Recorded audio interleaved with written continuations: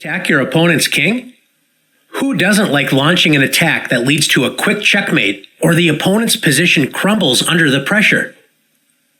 These positions don't come out of thin air.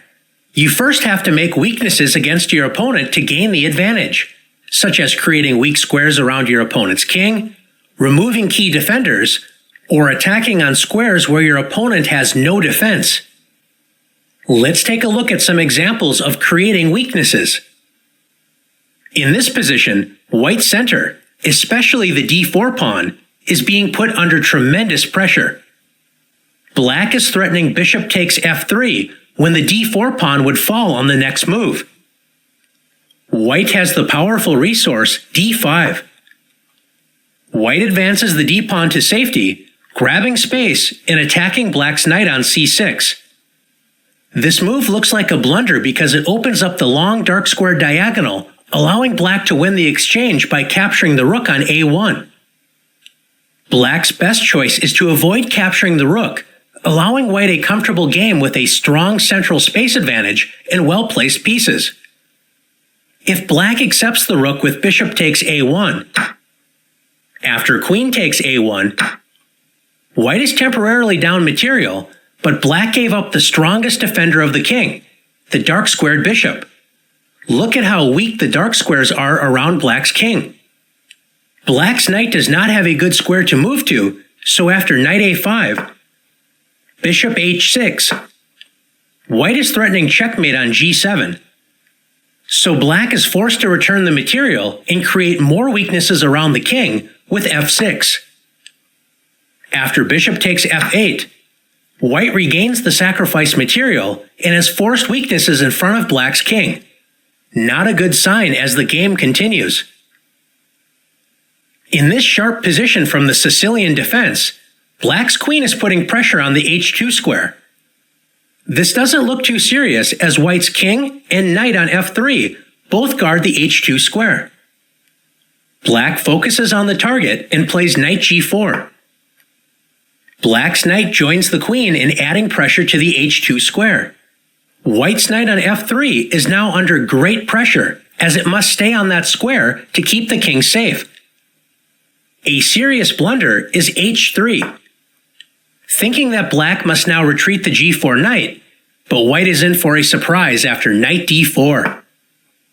White's knight on f3 is attacked, but if it captures black's knight on d4, black delivers checkmate with queen h2. Since white's queen is also under attack, white can't both save the queen and prevent the winning tactic knight takes f3 check.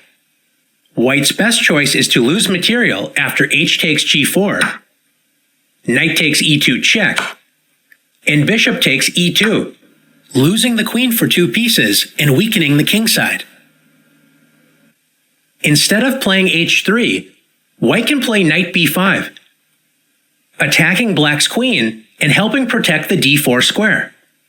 After queen b8, white can now play h3, since the b5 knight prevents any knight d4 tricks. It looks like black needs to move the attack knight on g4, but now black can play h5. This is known as the fishing pole trap. Black uses the knight as bait. White should stay calm and not accept the knight. One idea is to play queen d2 to help bring white's knight on b5 into the center with knight b to d4. But if white accepts the knight with h takes g4, white is in huge trouble after h takes g4. The h-file is now opened, so black's rook on h8 and queen on b8 work together to attack the h2 square. Once again, white's knight on f3 cannot move to a safe square because black would then deliver checkmate. White's king is in serious danger due to all of the weaknesses on the king side. Let's take a look at one more example together. One of the most dangerous attacks can happen when there are opposite colored bishops on the board. In this position, black's light squared bishop is pointing directly at white's king side. Notice that white has the opposite colored bishop, a dark squared bishop on b2. This means that this bishop is helpless in defending against black's attack on the light squares.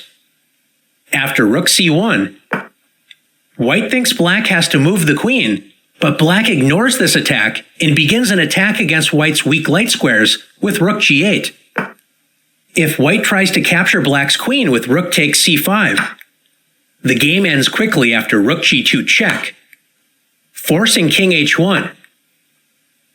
Black has opened up the long light square diagonal h1 to a8. Now black's attack is unstoppable after rook g1 check. This double check rook sacrifice forces white's king to move to the open g-file with king takes g1. Black's light squared bishop prevents white's king from escaping, and after rook g8 check, checkmate will soon follow. Instead of capturing black's queen, white can try to defend with g3.